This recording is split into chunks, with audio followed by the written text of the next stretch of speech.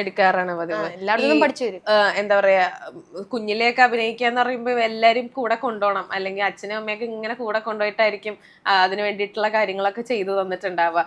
ഇപ്പൊ അവിടെ ഉണ്ടായിരുന്ന ഏതെങ്കിലും സ്റ്റാർസ് ഒക്കെ ആയിട്ട് ഇപ്പോഴും കോണ്ടാക്ട് ഉണ്ടോ? സ്റ്റാർസ് എനിക്ക് കുഞ്ഞിലെ ചെയ്തതായതുകൊണ്ട് അപ്പോഴത്തെ ഇല്ല. ആണല്ലി ഇല്ല അങ്ങനെ കോണ്ടാക്ട് ഞങ്ങള് എന്താ വിളിക്കുകയൊക്കെ ചെയ്യും. അങ്ങനെ പെർമനന്റ് ആയിട്ട് ആരും ഇല്ല. വല്ലപ്പോഴും ആരെങ്കിലും ഒക്കെ വിളിക്കുവാണെങ്കിൽ അങ്ങോട്ട് വിളിക്കുവാണെങ്കിൽ അങ്ങനെയൊക്കെ. ഇപ്പൊ ഒരു ഡയറക്ടർ ആണല്ലോ, ഒരു ഡയറക്ടർ എന്നുള്ള രീതിയിൽ ഇപ്പോഴത്തെ ഒരു നടന്മാരിൽ ഏറ്റവും ഇഷ്ടം ആരെയാ? ഫാൻ ബേസ് അങ്ങനെ അങ്ങനെ നോക്കണ്ട, അല്ലാണ്ട് നല്ലതായിട്ട് അഭിനയിക്കുന്ന ഒരു നടൻ ഏതാന്ന് വെച്ച് കഴിഞ്ഞാൽ ആരെ പറയും? ശരിക്കും പറഞ്ഞ എനിക്ക് അന്നൊന്നും വിജയിനെയാണ് ഇഷ്ടം. വിജയ്, ദിലീപേട്ടൻ. പിന്നെ ഇപ്പൊ ഉള്ള നോക്കുവാണെങ്കിൽ ബേസിൽ ജോസഫ്. എനിക്ക് ഒരാളെ പറയാൻ പറ്റില്ല. ബേസിൽ ചേട്ടൻ, നസ്ലിൻ ചേട്ടൻ, പിന്നെ മാത്യു ചേട്ടൻ, അങ്ങനെയുള്ള ആൾക്കാരൊക്കെയാണ് ഇഷ്ടം. ഇനി അവരുമായിട്ടൊക്കെ എന്തെങ്കിലും പടങ്ങളൊക്കെ ചെയ്യാനായിട്ട് ഭാവിയിൽ എന്തെങ്കിലും ഒക്കെ അവസരം ലഭിച്ചു കഴിഞ്ഞാൽ ചെയ്യും, സന്തോഷമായിരിക്കും. സ്ക്രിപ്റ്റും കാര്യങ്ങളൊക്കെ എന്തെങ്കിലും ഇപ്പോഴേ പ്ലാൻ ചെയ്ത് വെച്ചിട്ടുണ്ട്? അവരുമായിട്ട് ചെയ്യാനല്ല, അല്ലാണ്ടും ഇനി മുന്നോട്ടുള്ള എന്തെങ്കിലും എന്താ പറയുക, ഷോർട്ട് ഫിലിമോ അല്ലെങ്കിൽ ഫിലിമോ അങ്ങനെ എന്തെങ്കിലും സ്ക്രിപ്റ്റും കാര്യങ്ങളൊക്കെ പ്ലാൻ ചെയ്ത് ഇപ്പോഴേ വെച്ചിട്ടുണ്ടോ? ഇപ്പോഴേ വെച്ചിട്ടില്ല, ചെയ്യണം. എന്താ കുറച്ച് വീഡിയോസ് ഒക്കെ ചെയ്ത് വെക്കേഷൻ ഒക്കെ ആവുമല്ലേ, അപ്പൊ വെക്കേഷന് കുറച്ചും കൂടെ ആലോചിച്ച് നല്ല നമ്മൾ ടൈം കൂടുതൽ കിട്ടുമ്പോഴത്തേക്കും നല്ല വൃത്തിക്ക് ചെയ്യാൻ പറ്റില്ല. അപ്പൊ വെക്കേഷൻ ടൈമിലാണെങ്കിൽ സ്കൂളിൽ പോകേണ്ട പഠിക്കേണ്ടെന്ന് ചേട്ടല്ലോ. അപ്പൊ ആ ടൈമിൽ കുറച്ചും കൂടെ ചെയ്യാന്ന് വെച്ചിട്ടാണ് ഒരു ഷോർട്ട് ഫിലിം ഒരു സംഭവം ഞാൻ പ്ലാൻ ചെയ്യുന്നുണ്ട്. പുറകെ വരും. ഈ എക്സാമിന്റെ ഒക്കെ ഇടയ്ക്ക് ഈ കണ്ടന്റ് ഒക്കെ എങ്ങനെ പ്ലാൻ ചെയ്ത് വെക്കാം? അല്ല, പ്ലാൻ ചെയ്തല്ലേ, വീഡിയോസ് ഒക്കെ കറക്റ്റ് ആയിട്ട് ഇടണമല്ലോ. അപ്പൊ അതൊക്കെ എങ്ങനെ ഇടുക? ഇതിന്റെ ഒക്കെ ഇടയ്ക്ക് സമയം കിട്ടാറുണ്ടോ? രാവിലെ 8 മണിക്കാണ് ഞങ്ങള് നോർമലി ഇടാറ്. സ്കൂളിൽ പോണതിന് തൊട്ട് മുമ്പ് ഇടും. പിന്നെ അങ്ങനെ പിന്നെ എക്സാമിനർ ക്ലാസ് ഒക്കെ ഉണ്ടല്ലോ, യൂട്യൂബില് ക്ലാസ്, അതൊക്കെ കണ്ട് പിന്നെ ട്യൂഷനും ഉണ്ട്. അങ്ങനെ പഠിത്തത്തിന്റെ അങ്ങോട്ട് പ്രശ്നം വരാറില്ല. എല്ലാം കറക്റ്റ് ആയിട്ട് മാനേജ് ചെയ്ത് വെക്കാറുണ്ടല്ലേ? കറക്റ്റ് പക്കയില്ലെങ്കിൽ അത്യാവശ്യം പഠിക്കാൻ കുഴപ്പമില്ലെന്ന് തോന്നുന്നു.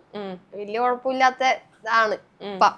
അടുത്ത വർഷം എന്താണെന്നറിയില്ല. അടുത്ത വർഷം എന്താണെന്നറിയില്ല. ഇപ്പൊ വലിയ കുഴപ്പമില്ല. അല്ല, എല്ലാരും പറഞ്ഞു 9th ഭയങ്കര പാടായിരിക്കും, സിലബസ് ഒന്നും മാറാൻ പോണ അങ്ങനെ എന്തോ പറഞ്ഞായിരുന്നു. 10th അല്ലേ? 9th, ഞാൻ 8th. ശരി. ഇപ്പൊ ഇനി 9th. പിന്നെ 9th എന്താ പറയാ, സ്റ്റഡീസ് ഒക്കെ കൂടുമ്പോഴേക്കും ഇനി ടൈം ഉണ്ടാവില്ലെന്നാണോ പറഞ്ഞു വരുന്നത്? അയ്യോ, ചെയ്തെന്തായാലും ഇത് വിട്ടിട്ട് കളി ഉണ്ടാവില്ല. ഞായറാഴ്ച ശനിയാഴ്ചയാണ് ഓൾറെഡി ഞങ്ങൾ വീഡിയോ ഷൂട്ട് ചെയ്യാറ്. അന്ന് പിന്നെ ഞായറാഴ്ച സൺഡേ ക്ലാസ് ഉള്ളതുകൊണ്ട് അത് കഴിഞ്ഞ് വന്നിട്ട് ഞങ്ങളാണ് ചെയ്യാറ്. വീഡിയോ കണ്ടന്റ് ഒക്കെ തലേ ദിവസം രാത്രി തന്നെ സെറ്റാക്കി ഫോണിൽ തന്നെ അത് സ്ക്രിപ്റ്റ് ആക്കി എഴുതിയിട്ടേക്കാം. ഇനി വെക്കേഷൻ ടൈം ആകുമ്പോ ഇനി വീഡിയോസിന്റെ ചാകര ആയിരിക്കുമല്ലോ. പ്ലാൻ ചെയ്യാറുണ്ടോ? ഇപ്പോഴേ പ്ലാൻ ചെയ്ത് ഇനി കണ്ടന്റ് ഒക്കെ പെട്ടെന്ന് നമ്മൾ ഉറക്കത്തിലൊക്കെ കിടക്കുമ്പോഴേക്കും എന്തെങ്കിലുമൊക്കെ ഓർമ്മ വന്നു കഴിഞ്ഞാൽ അതൊക്കെ എഴുതി വെക്കോ, അല്ലെങ്കിൽ ഇങ്ങനെ മനസ്സിൽ ഓർത്ത് വെച്ചിട്ട് അതൊക്കെ റെക്കോർഡ് ചെയ്തിടും അല്ലേ? എന്തെങ്കിലും ഡയലോഗ്സ് ഒക്കെ ഇങ്ങനെ ഓർമ്മ വന്നു കഴിഞ്ഞാൽ പെട്ടെന്നായിരിക്കില്ല നമുക്ക് ഇങ്ങനെ ഓർമ്മ, അന്ന വീഡിയോക്ക് ഇങ്ങനെയൊക്കെ ചെയ്യാം അല്ലെങ്കിൽ ഇങ്ങനെ പറയാം എന്നൊക്കെ ഉള്ളത്. അതൊക്കെ പെട്ടെന്ന് ഓർമ്മ നിൽക്കാൻ എന്താ ചെയ്യാ? എഴുതിയിടുവെന്നെങ്കിൽ അല്ലെങ്കിൽ ഫോണില് ടൈപ്പ് ചെയ്തിടും. അതായിരിക്കും മെയിൻ ആയിട്ട്. ഫോണിലാണ് ചെയ്യുന്നത്. പെട്ടെന്ന് ഒരു കണ്ടന്റിന്റെ ഒരു ആശയം ഒരു ഇത് തോന്നിക്കഴിഞ്ഞു കഴിഞ്ഞാൽ ആദ്യം സാറിന്റെ അടുത്താണോ പറയാ? അല്ല, ആദ്യം അമ്മയോട് പറഞ്ഞു നോക്കും. എന്നിട്ട് അമ്മ കുഴപ്പമില്ല നീ സാറിനോട് പറയാൻ പറയും. അപ്പൊ സാറിനോട് പറയും. ഇത് ശരിക്കും പറഞ്ഞ ഒരു കണ്ടന്റ് കിട്ടിയിട്ട് ഞാൻ അത് കുറച്ച് നേരം ഇരുന്ന് ആലോചിക്കും, അതിലും കുറച്ചുകൂടെ കയറ്റാൻ പറ്റും, എന്നെ കൊണ്ട് പറ്റുന്നൊക്കെ കയറ്റും. എന്നിട്ട് സാറിന് കൊടുക്കും, സാറിന് കുറച്ച് പറയും, അപ്പൊ ഞാൻ വീണ്ടും കയറ്റും. അങ്ങനെ ഇപ്പൊ മില്യൺസ് ഒക്കെ കിട്ടിയില്ലെങ്കിൽ ഇച്ചിരി വിഷമാവില്ല? അല്ലെങ്കിൽ ഭയങ്കര റീച്ച് ഒക്കെ വന്നില്ലെങ്കിൽ എന്തായാലും അമ്മ ഇതിന് റീച്ച് കിട്ടിയില്ല അങ്ങനെയൊക്കെ പറയാറില്ലേ? എല്ലാവരും ഇപ്പൊ യൂട്യൂബിലും ഫേസ്ബുക്കിലും അത്യാവശ്യം നന്നായിട്ട് ഇപ്പൊ കേറുന്നുണ്ട്. ഇപ്പൊ ഇൻസ്റ്റയില് കുറച്ച് ഡൗൺ ആയി.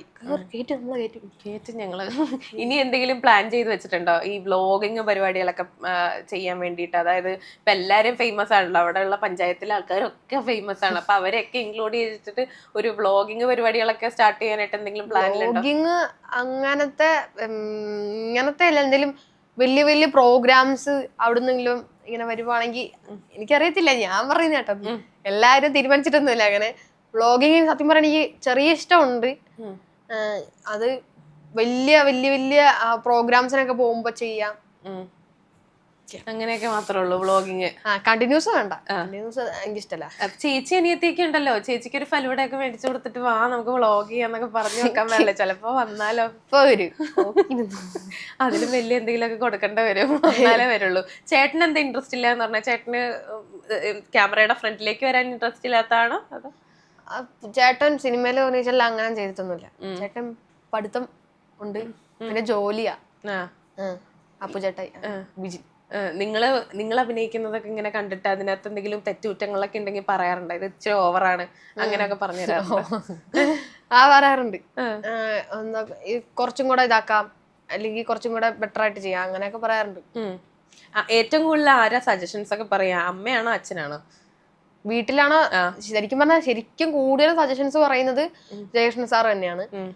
പിന്നെ അത് കഴിഞ്ഞിട്ട് അമ്മ പറയും, പപ്പ പറയും, എല്ലാരും പറയും, അമ്മയായിരിക്കും അത് കഴിഞ്ഞിട്ട്. ഇപ്പൊ ഡയറക്ഷൻ ഒക്കെ ചെയ്ത് കഴിഞ്ഞപ്പോ സ്കൂളിൽ എന്തായിരുന്നു ഒരു പ്രതികരണം കാര്യങ്ങളും, അവിടെ HM അല്ലെങ്കിൽ ഫ്രണ്ട്സും ടീച്ചേഴ്സും ഒക്കെ എന്താ പറഞ്ഞിരുന്നത്? ഞാൻ ശരിക്കും പറഞ്ഞാൽ അത് സ്കൂളിൽ കാണിച്ചായിരുന്നു, ആ ഷോർട്ട് ഫിലിം കാണിച്ചായിരുന്നു. അപ്പൊ ഞാൻ അന്ന് വന്നില്ല, ഞാൻ തിരുവനന്തപുരത്ത് വേറൊരു സിനിമയുടെ വർക്കിലായിരുന്നു. അപ്പൊ പിറ്റേ ദിവസം തിരക്കാണ്. അപ്പൊ സിനിമ കഴിഞ്ഞിട്ട് വന്നിട്ട് ഞാൻ എന്താ സ്കൂളിൽ വന്നപ്പോഴത്തേക്കും ടീച്ചർമാരൊക്കെ ഓടി വന്നിട്ട് ഞങ്ങളെ കണ്ടായിരുന്നു, ഞങ്ങള് കരഞ്ഞുപോയി, അങ്ങനെ കുറെ പറഞ്ഞു. HM ഒക്കെ അടിപൊളിയാന്ന് പറഞ്ഞു, പിന്നെ ഫ്രണ്ട്സും അടിപൊളിയാന്നൊക്കെ പറഞ്ഞു. അവിടെ നിന്ന് എന്തെങ്കിലും സ്വീകരണം ആദരവ് അങ്ങനെ എന്തെങ്കിലും തന്നിട്ടുണ്ടായിരുന്നു? ഞാൻ ശരിക്കും പറഞ്ഞാൽ ഞാൻ ഇപ്പൊ പഠിക്കുന്ന സ്കൂള് ഈ വർഷം വന്നതാ. അപ്പൊ പണ്ട് ഞാൻ ഇവിടുത്തെ തന്നെ ആനുവൽ ഡേക്ക് ഗസ്റ്റ് ആയിട്ട് വന്നിട്ടുണ്ട്, ഓൾറെഡി വന്നിട്ടുണ്ട്. അത് കഴിഞ്ഞിട്ട് ആദരവ് ട്രോഫിയൊക്കെ കിട്ടും, കലോത്സവത്തിന്റെ കിട്ടും. അല്ലാതെ ഓൾറെഡി എല്ലാവരും സപ്പോർട്ടുണ്ട്. കലോത്സവത്തിനൊക്കെ ഏതൊക്കെ ഐറ്റംസിനാണ് പങ്കെടുക്കാറ്? കഥാപ്രസംഗം, മോണാക്ട്, നാടോടി നൃത്തം. ഇതിന് മുമ്പ് ഇപ്പൊ കുമ്പാരീസ് കഴിഞ്ഞ് കഴിഞ്ഞിട്ട് പിന്നെ അങ്ങോട്ട് കുറച്ചധികം പടങ്ങൾ വന്നിട്ടുണ്ടായിരുന്നില്ലേ? ജാനേമൻ, ലവ് ആക്ഷൻ ഡ്രാമ, പിന്നെ ഏതൊക്കെയാണ്? കേശുവിന്റെ കള്ളനോട്ടം, നാഷണൽ അവാർഡ് കിട്ടിയ. അതിനകത്താണ് നാഷണൽ അവാർഡ് കിട്ടിയതല്ലേ? അതൊക്കെ പെട്ടെന്ന് കിട്ടുമെന്ന് വിചാരിക്കുന്നില്ലല്ലോ. നമ്മൾ ചെയ്യുമ്പോൾ ഒരുപാട് ക്യാരക്ടേഴ്സ്, നല്ല ക്യാരക്ടേഴ്സ് ചെയ്യാന്നുള്ളത് മാത്രമല്ല ആദ്യം വിചാരിക്കുന്നുള്ളൂ. എങ്ങനെ ഉണ്ടായിരുന്നു ആ ഒരു അനുഭവം ഒക്കെ? കള്ളനോട്ടത്തിലാണെങ്കിൽ അത് സിനിമയ്ക്കാണ് അവാർഡ് കിട്ടിയത്. പിന്നെ കിച്ചു ചേട്ടന് കിട്ടിയായിരുന്നു. അത് ആ ടൈം ചെയ്തപ്പോ ഇത്ര ഇതാവുമെന്ന് വിചാരിച്ചില്ല. നാഷണൽ അവാർഡ് അവിടെയൊക്കെ എത്തുമെന്ന് പോലും വിചാരിച്ചില്ല. കിട്ടി ഭയങ്കര ഭാഗ്യം, സന്തോഷം. ഇപ്പൊ ലവ് ആക്ഷൻ ഡ്രാമ ഉണ്ടായിരുന്നു, കേശു വീടിന്റെ നാഥൻ ഉണ്ടായിരുന്നു, ജാനേമൻ ഉണ്ടായിരുന്നു. ഇതിനകത്തൊക്കെ എല്ലാം നല്ല നല്ല സ്റ്റാർസ് ആണ് ഇതിനകത്ത് വന്നത്. കേശു വീടിന്റെ നാഥനില് ദിലീപേട്ടനായിരുന്നു. എങ്ങനെ ഉണ്ടായിരുന്നു ആളുടെ കൂടെയുള്ള ഒരു അനുഭവം? എങ്ങനെ ഉണ്ടായിരുന്നു? അവരോട് ശരിക്കും പറഞ്ഞാൽ അവർ നല്ല കമ്പനി, നല്ലോണം ചളിയൊക്കെ പറഞ്ഞ് കുറച്ച് വൈബടിച്ച് അങ്ങനെ പോണ ആ ടൈമിലൊക്കെ എനിക്ക് ഓർമ്മയുള്ള ഇതനുസരിച്ച് പറഞ്ഞേ. അങ്ങനെ വലിയ പ്രശ്നമൊന്നുമില്ല, നല്ല നല്ല രസം, ഫോട്ടോ ഒക്കെ എടുക്കാം, എന്താണ് ചെയ്യാം. എന്തെങ്കിലും ഈ അവരുടെ കയ്യിൽ നിന്ന് എന്തെങ്കിലുമൊക്കെ പഠിക്കാനുണ്ടാവല്ലോ? ഉർവശി ചേച്ചിയൊക്കെ ഉള്ള ഒരു അഭിനയൊക്കെ പഠിക്കാൻ പറ്റും. അപ്പൊ എങ്ങനെയായിരുന്നു അവരുടെ കയ്യിൽ നിന്ന് എന്തെങ്കിലും പഠിക്കാൻ പറ്റിയിട്ടുണ്ട്? അല്ലെങ്കിൽ അവർ അഭിനയിക്കുന്ന കണ്ടിട്ട് വണ്ടർ അടിച്ച് നിന്ന് പോയിട്ടുള്ള എന്തെങ്കിലും മൊമെന്റ് ഉണ്ടോ?